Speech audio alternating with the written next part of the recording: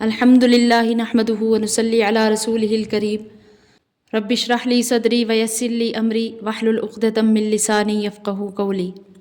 یہ آیات مشرکین کے بارے میں ہیں اور کچھ ان کے عقائد کی حالت اور طریقہ مذمت اور اس کی سزا کا ذکر کیا گیا ہے، اور شیطان کی دشمنی کا ذکر کیا گیا ہے۔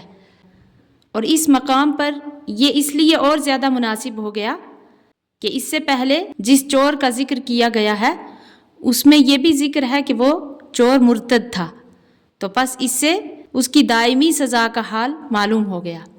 اعوذ باللہ من الشیطان الرجیم، بسم اللہ الرحمن الرحیم۔ ان اللہ لا یغفر ان یشرک بہ ویغفر ما دون ذلک لمن یشاء۔ بے شک اللہ نہیں بخشتا اس کو جو اس کا شریک کرے کسی کو، اور بخشتا ہے اس کے سوا جس کو چاہے۔ وَمَن يُشْرِكْ بِاللَّهِ فَقَدْ ضَلَّ ضَلَالًا بَعِيدًا، اور جس نے شریک ٹھہرایا اللہ کا وہ بہک کر دور جا پڑا۔ تو مشرکین کے بارے میں اللہ تعالیٰ فرماتے ہیں کہ اس کو سزا دے کر بھی نہیں بخشیں گے، کیونکہ مشرک وہ ہوتا ہے جو ایک کاریگر اور تمام مخلوق کے پیدا کرنے والے کی اہانت کر رہا ہوتا ہے، تو اس لیے ایسی سزا کا مستحق ہوگا، بخلاف دوسرے گناہوں کے کہ وہ گمراہی تو ہے مگر توحید کے خلاف نہیں ہے، اس لیے قابل مغفرت قرار دیا گیا۔ ان یدعون من دونہ الا اناثا، اللہ کے سوا نہیں پکارتے مگر عورتوں کو۔ تو یہاں اللہ تعالیٰ مشرکین کی بے وقوفی ان کے مذہبی طریقے میں بیان کرتے ہیں کہ یہ مشرک لوگ اللہ تعالیٰ کو چھوڑ کر ایک تو صرف چند زنانی چیزوں کی عبادت کرتے ہیں۔ وَإِن يَدْعُونَ إِلَّا شَيْطَانًا مَرِيدًا، اور نہیں پکارتے مگر شیطان سرکش کو، یعنی ایک صرف شیطان کی عبادت کرتے ہیں جو کہ اللہ تعالیٰ کے حکم سے باہر ہے۔ لعنہ اللہ، جس پر اللہ نے لعنت کی ہے۔ وَقَالَ لَأَتَّخِذَنَّ مِنْ عِبَادِكَ نَصِيبًا مَفْرُوضًا، اور کہا شیطان نے کہ میں ضرور لوں گا تیرے بندوں سے مقرر حصہ۔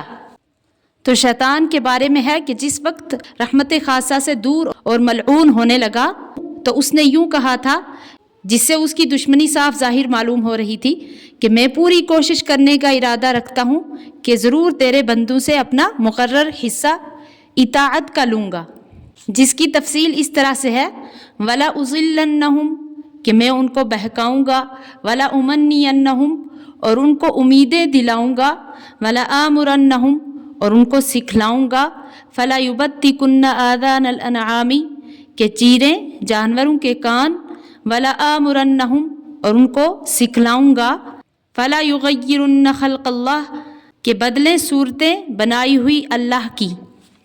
یعنی ایک تو میں ان کو گمراہ کروں گا اور میں ان کے خیالات میں ہوس دلاؤں گا کہ جس سے گناہ کی طرف میلان ہو اور اس گناہ کا نقصان ان کی نظر میں نہ آئے، اور میں ان کو برے اعمال کرنے کی تعلیم دوں گا جس سے وہ بتوں کے نام پر چوپاؤں کے کانوں کو تراشا کریں گے، اور یہ اعمال کفریہ میں سے ہے۔ اور میں ان کو اور بھی تعلیم دوں گا جس سے وہ اللہ تعالیٰ کی بنائی ہوئی صورت کو بگاڑا کریں گے، اور یہ اعمال فسقیہ میں سے ہے، جیسے داڑھی منڈوانا، بدن گدوانا وغیرہ، یہ سب شامل ہے۔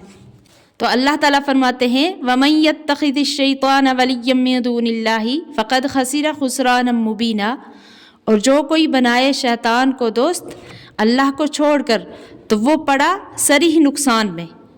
یعدہم ویمنیہم، ان کو وعدہ دیتا ہے اور ان کو امیدیں دلاتا ہے۔ وما یعدہم الشیطان الا غرورا، اور جو کچھ وعدہ دیتا ہے ان کو شیطان پس سب فریب ہے۔ اولئک مأواہم جہنم، تو پس ایسوں کا ٹھکانہ دوزخ ہے، یعنی جو شیطان کی راہ پر چلے اس کا ٹھکانہ جہنم ہے۔ ولا یجدون عنہا محیصا، اور نہ پائیں گے وہاں سے کہیں بھاگنے کی جگہ۔ اللہ تعالی ہماری حفاظت فرمائے، آمین۔